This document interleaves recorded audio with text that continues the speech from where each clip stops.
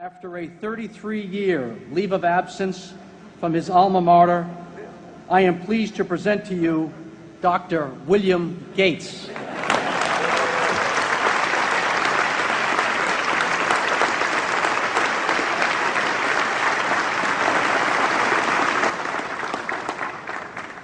Thank you.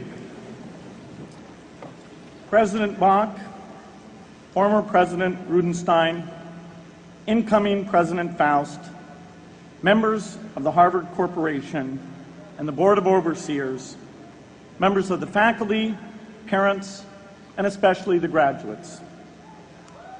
I've been waiting more than 30 years to say this. Dad, I always told you I'd come back and get my degree.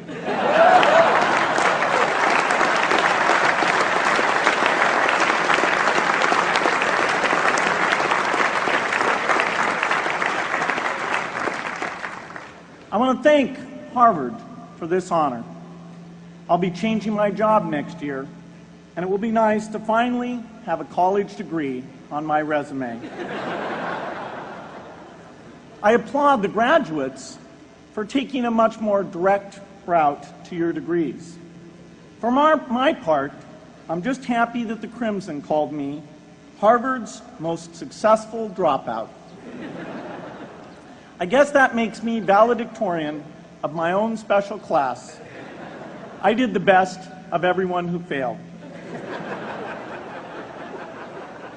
But I also want to be recognized as the guy who got Steve Ballmer to drop out of business school.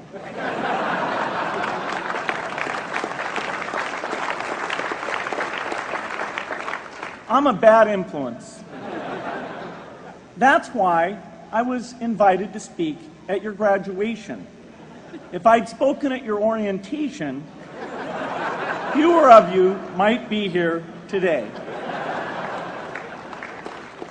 One of my biggest memories of Harvard came in January 1975 when I made a call from Courier House to a company in Albuquerque, New Mexico that had begun making the world's first personal computer.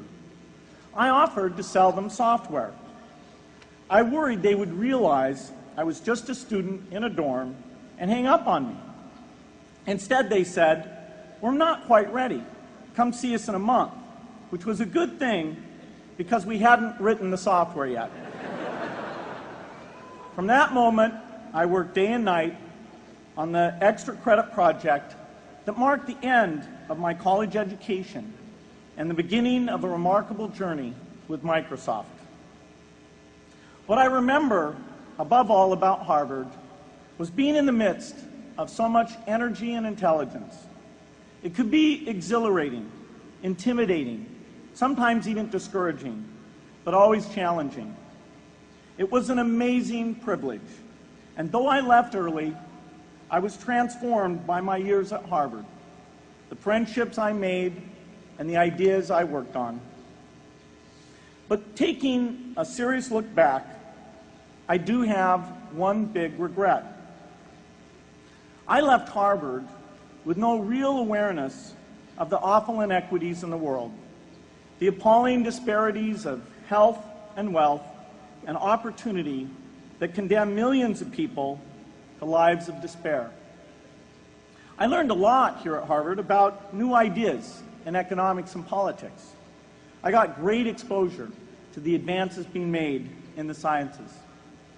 But humanity's greatest advances are not in its discoveries, but in how those discoveries are applied to reduce inequity.